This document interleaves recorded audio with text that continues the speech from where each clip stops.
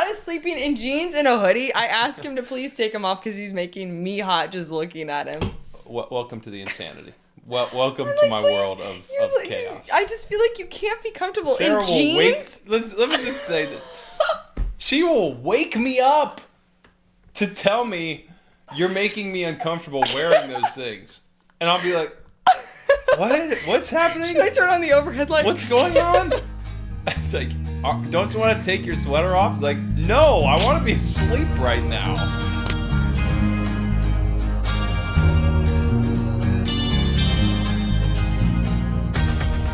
Welcome to Banter Bliss, the podcast where we try to take marriage seriously, but not too much. I'm Scott. I'm Sarah. And we are the Sutters, and we are married. Yes, we are. And in a couple of days, it'll be the 10-year anniversary of us getting married. Yes. So we've been married for 10 years, Yay! Which is exciting. A whole decade being married to me. It's been a wild ride. Oh, yeah. You're welcome. We've been through a lot in 10 years, I'd say. I mean, in a non-joking way, I said that with a laugh. We legitimately have gone through a crap ton of stuff.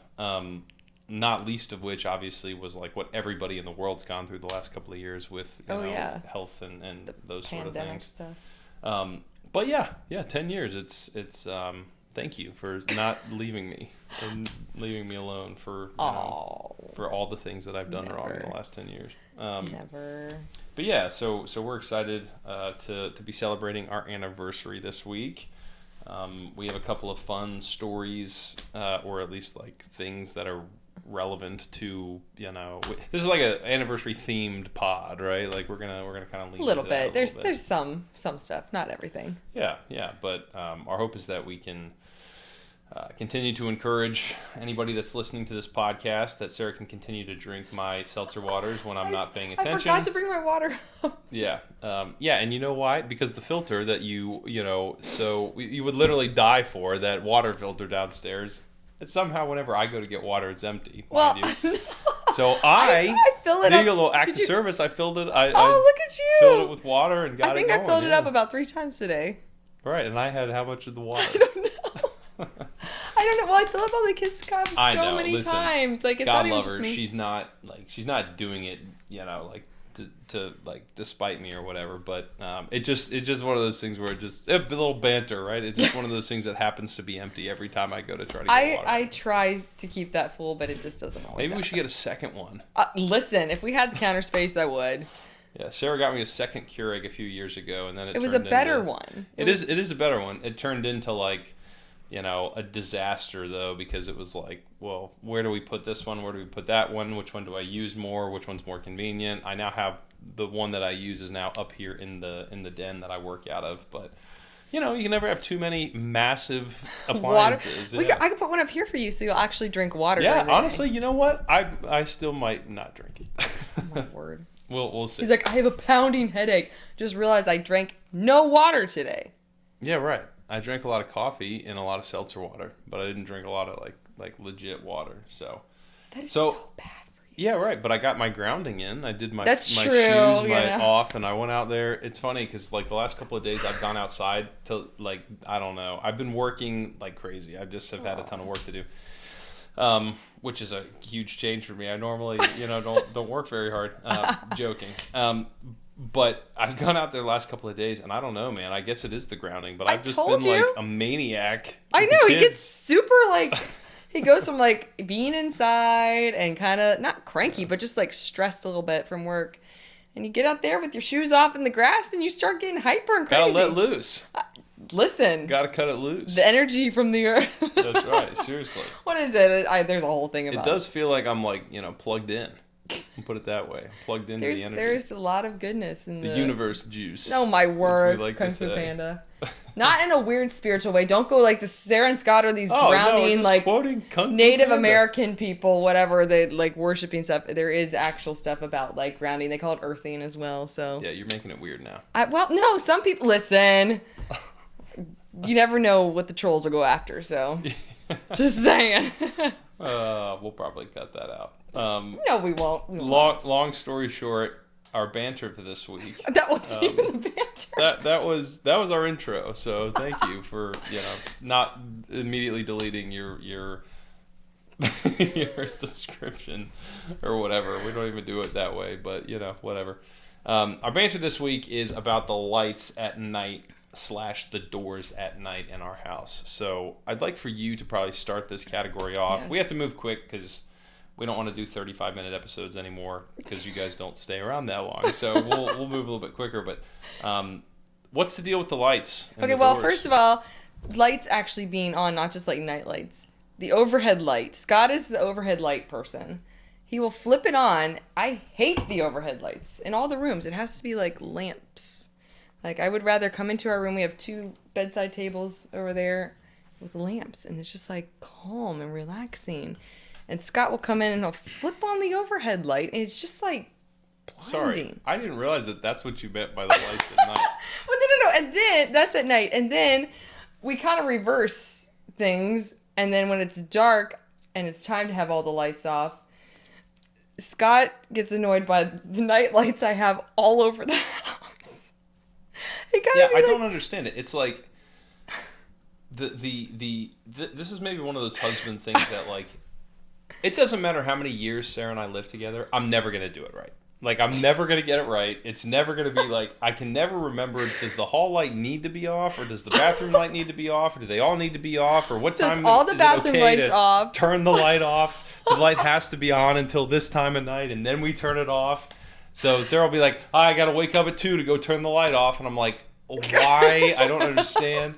If you leave the bathroom light on, it's too bright. Yeah, it's really hard to crack the code as to why I turn the overhead lights on. It's like solving a Rubik's Cube to turn the lamp lights on. You have to like reach under and then like jiggle your way around the entire base of the lamp to figure out like where the switch is for the light to come on. Or you could just clearly see the switch and flip it on the overhead light. It's so annoyingly bright. Oh my word. The real trick would be to get a switch that turns the lamps on. That would be super nice. That would be nice. Yeah, it's probably on me to figure that one out. I don't touch the electric stuff. The lights in our house, it's a I don't know what's the word I'm looking for. It's a farce. It's crazy. And the doors, there's certain doors that have to be shut and left open. We live in an old house, so if this door is left open to our den, and it's summertime, oh my word, the room gets so hot. Yeah, the reason why this is a topic of conversation is because it'd be one thing if it was like, oh, that's kind of annoying, whatever. Sarah will literally either like make me get out of bed to fix all the things, or she'll get out of bed to fix all the things. And it's like, can we not just go to sleep? The door can't be left open. Well, then I wake up at 3 and I'm burning up. The door's got to be on. I run very hot, so Scott's kind of like right there in the middle, or like cold, kind of, right? You know what I run? I run convenience. I just want it to be convenient. So I don't care if I'm like pouring sweat. I don't have to get up. I'm good. If Scott is sleeping in jeans and a hoodie, I ask him to please take him off because he's making me hot just looking at him. Welcome to the insanity. Welcome to my world of chaos. I just feel like you can't be comfortable in jeans. Let me just say this. She will wake me up to tell me you're making me uncomfortable wearing those things.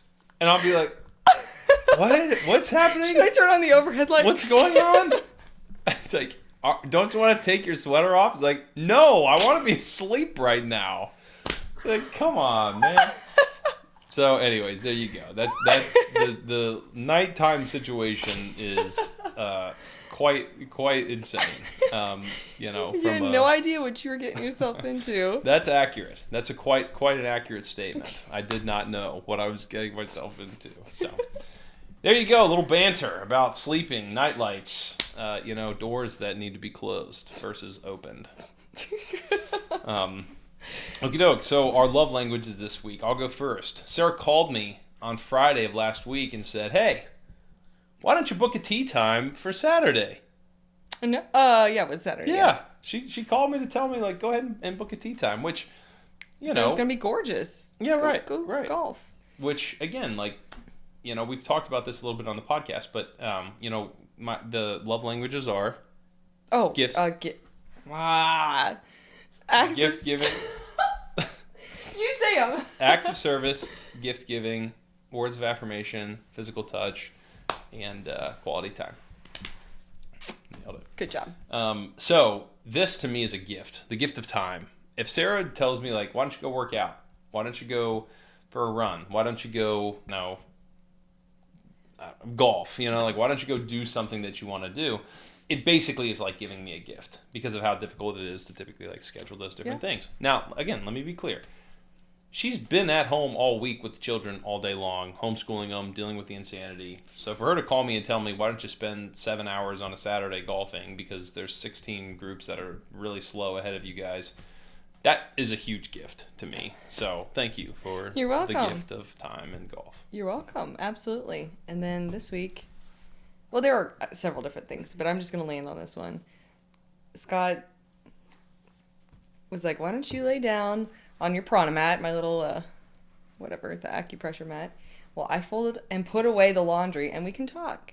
And that was quality time and acts of service at the same time. Yeah, and that was awesome because the laundry was starting to build up a little bit, and there's the basket sitting right over there right now. It's starting to come back. Well, you had just done a ton. I had just done a ton a few days before, and I had to lay on my mat because of my poor back. I don't know about you ladies, but after doing laundry for a while, it can really throw your back out for a bit. But well, sitting on the floor is brutal. That's true. So that was huge to have that laundry gone, to wake up the next day and have it gone and have it staring at me. So thank you so much for that. That was great. We had great conversation. Yeah. Are you folding, putting stuff away from me? That's right. It's lovely. Very good. Thank you. Love languages. You're very welcome. Thank you for awesome. Period. Awesome. Thank you for awesome. All right, so this week our story from the vault. This is, again, it's kind of themed around us getting married, right, a little bit. So our story from the vault is the night Sarah and I got married, my mom had paid for us to, like... I think Maggie, too. It was like a... Oh, like a dual thing. Yeah, because I'd shot Maggie's wedding the year before, and so as a gift... Gotcha. So Maggie and my mom... Well, I guess my parents, because Dad was still alive at the time. So Mom and Dad and Maggie... their gift to us was the hotel that we were going to stay in the night we got married. And part of that package or whatever came with chocolate-covered strawberries. It was supposed to be like the romance package or something. Right. I don't know. Chocolate-covered strawberries and... it was supposed to be champagne. And champagne, but we don't drink. So we don't drink alcohol. So we got in our room, we did the whole thing, and then we called the room service or whatever for the chocolate-covered strawberries in the so we asked for Sprite. So we basically said, can we substitute? Or did we say sparkling? Maybe we asked for like sparkling grape juice or something. No, I don't think we did. I think we asked for Sprite. Okay, I don't know. Either way. It's been 10 years. Right. So we make this call, probably, get to the hotel, busy for an hour and a half. Then we make a phone call about like these chocolate-covered strawberries or whatever. Then I think like 30 minutes later we called and ordered a pizza because we were starving. Yeah. Because neither one of us barely ate at the reception. We were talking to so many people. So we ordered the pizza. The pizza comes. Yeah. We get the pizza. Like after midnight when the pizza came. I think it got there like 1 a.m. Yeah. And we were like sitting around like, where are these strawberries? Where are the chocolate covered strawberries and the seltzer water or Sprites or whatever we asked for? So I called again and was like, hey, we're waiting on these strawberries. Are you guys going to send them up or whatever? And like, oh yeah, we forgot what room you were in, or made some like excuse or whatever. So I'm not kidding you. I think it was like another hour goes by. It was a very long time. And Sarah and I are like, we're asleep at this point. I'm sure. Like, I think I was starting to fall asleep. I'm playing pranks on Kreider in my sleep and all kinds of stuff. See last week's episode. Right. Shout out to Kreider again. But so finally, like, the door rings or whatever, and I go and answer it, and it's just a bellhop with no strawberries and just like an opened case of like 12-pack of Sprite. Like an open case of them, of cans of Sprite. So it was romantic. Like, I was like, he was like, yeah, we're out of strawberries, sorry, and just like handed me like 7 Sprites and a 12-pack like box or whatever, and I was like, oh, thanks, man. He's like, all right, see ya, and left. And again, I don't think they were cold. I told Sarah and I were talking about this before the podcast. I had to go get ice out of the ice maker, get the plastic cups and everything like that. So we kind of got gypped on our chocolate-covered strawberries and Sprite. But what happened on our anniversary trip a couple years later. Oh, yes. So we were staying, it was 2017. So 3 years later, we were staying at a bed and breakfast. And we kind of told the guy that we were staying with. Or did we order? I think we ordered like a special like romance package type thing where when we arrived there would be chocolate covered strawberries and maybe like Sprite. I think, I can't remember. And so we got there and there were just little like chocolate candies by the bed. And I was like, oh no, what happened? He was like, oh, the strawberries didn't look good and it's a bad time of year for them. So I didn't get you any. How did that go? He's like, I didn't get you any. And we just started cracking up and we told him the whole story of our wedding Chuck. night. Yeah, Chuck. Shout out to Chuck. He was a great innkeeper. What do you call him? A bed and breakfast keeper? I don't know. I have no idea. Keeper of the inn. Yeah, you're right. Keeper of the inn. So he went and found strawberries. Like, I think he drove like an hour away. I don't even know where he went. Yeah, he went far. And we heard a knock at our door. I think it was actually on our anniversary. He like knocked at our door. And we opened it, and he was gone. But there was just a plate of strawberries, chocolate-covered strawberries, and Sprite. Because he knew our Sprite. He knew we didn't drink, so. Yep. So we finally got him. It only took 3 years for us to get our chocolate-covered strawberries. So, we have a little bit of a soft spot for anybody that gives us chocolate-covered strawberries. Because, in some ways, they're making all of our dreams come true. They probably didn't even realize, so. Delicious. Well, cool. That's all we have kind of written down. I don't know. Do you want to? I have an idea of kind of like how to end the episode. We don't have a marriage tip. We didn't say the marriage tip. Oh, you're right. What am I talking about? We didn't talk about the marriage tip. Wow, there you go. So our marriage tip. Listen, he has been working for like 12 hours today, so we're gonna give him. Today's been a long week. We'll put it that way. Bless his heart. Right. In fact, Sarah had to basically like win an arm wrestling match against me in order to get me to do the podcast tonight. I wanted to wait till tomorrow. But I said I already did my hair and makeup for date night, so can we please do it today? Yeah, and my hair and makeup always looks bad, so Stop. You don't need to put anything on your face. You look great. Maybe I should. Maybe that would be the trick.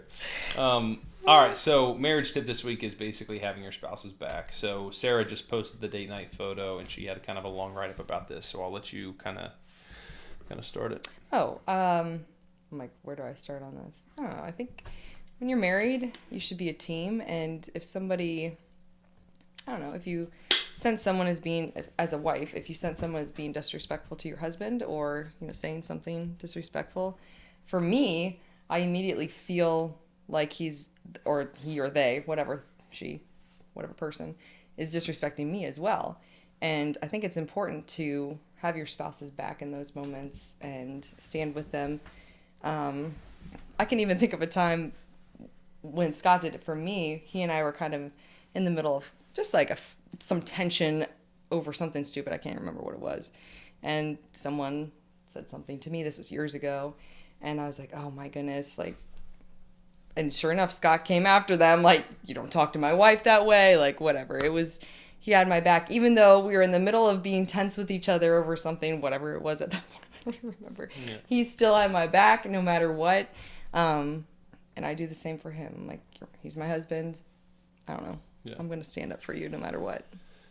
Yeah, I mean, we say this most of the time. We have kind of more serious topics that we cover, but if you're not doing it for your spouse, then who is worthy of you doing it for, right? Like if to Sarah's point, like nobody knows her as well as I do. Nobody knows her intentions. Nobody knows what she's about. People see things on social media. They see, things potentially like in public settings. They hear different things from people without actually knowing her and without actually knowing circumstances, and they just assume certain things. And in those scenarios, oftentimes there's a feedback loop. And when there's a feedback loop and it gets back to, somebody that's, kind of part of our relationship, whether it's her hearing things about me or me hearing, things that people have said about her, it's more offensive, in my opinion, if you say something about Sarah than it is if you say something about me. I know that I can,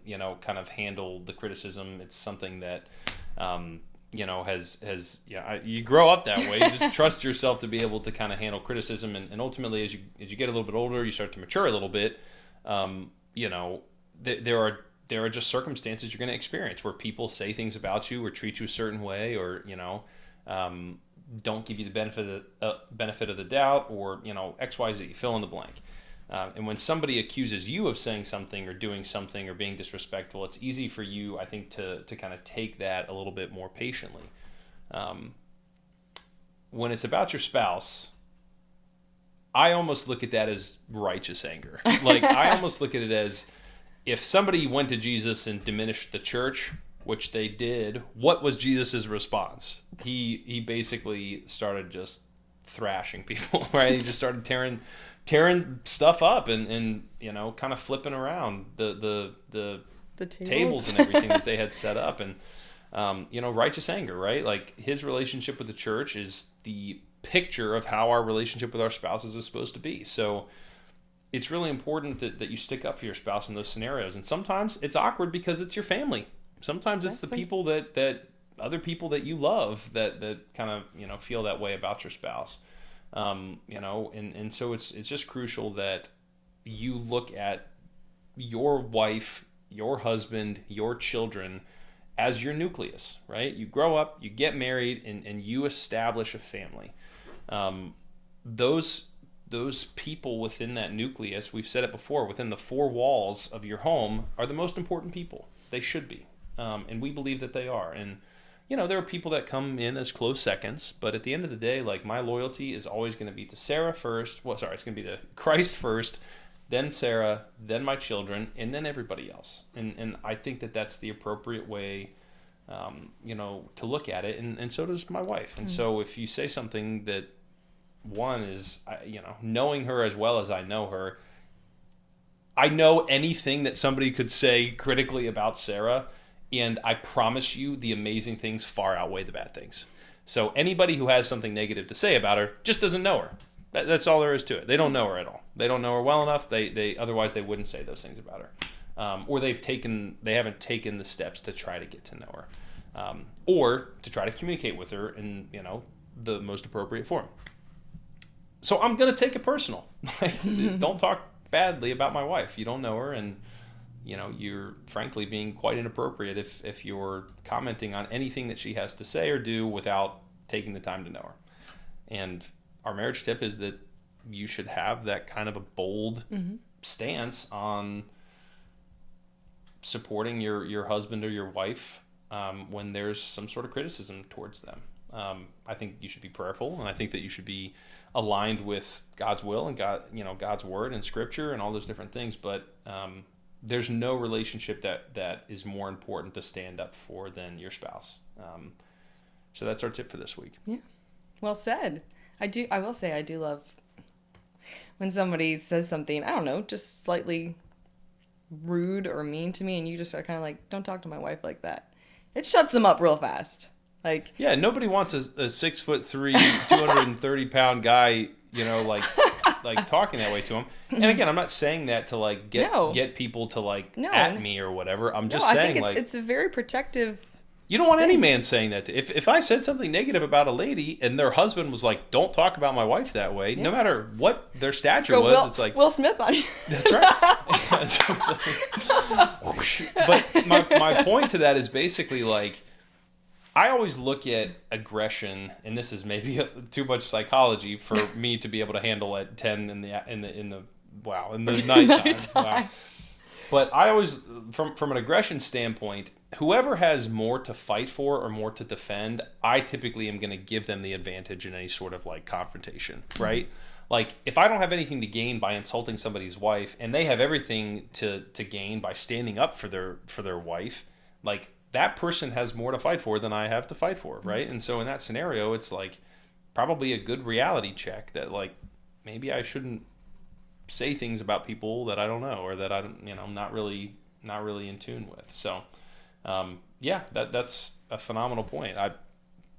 You don't want the person who loves the person you're talking that way about coming after you because they've got a lot to fight for. Absolutely. And that's kind of the point I think that we wanted to make here, which is that's it in a nutshell. There's so much more that we could dive into. Yeah, right. We're already at 24 minutes. I know. Look at us. We were like, we're doing 10 minutes or 15 minutes. Here we are.